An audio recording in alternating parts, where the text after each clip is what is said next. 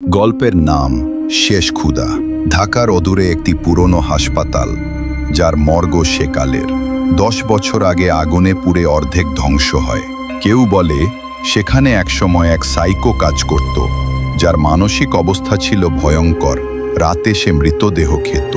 হাসপাতালটি বন্ধ হয়ে যায়, কিন্তু মর্গ কখনো ভাঙা হয়নি। বর্তমানে কিছু ভ্লগার ভয়ঙ্কর লোকেশন খুঁজে বেড়াতে গিয়ে ঢুকে পড়ে এই মর্গে। রাত 12টা।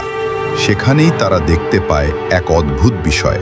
একটা লাশ পড়ে আছে টেবিলে, অথচ কোনো কর্মচারী নেই।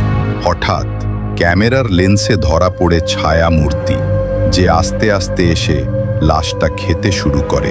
একজন ভ্লগার পালাতে গেলে দরজা বন্ধ হয়ে যায়, বাতি নিভে যায়, আর ছায়াটা বলে, এটা আমার খাবার ঘর, তোমরাও এবার অংশ হবে। ভোর হলে লোকজন শুধু পায় ছেঁড়া কাপড়, রক্তের দাগ আর ভাঙা ক্যামেরা।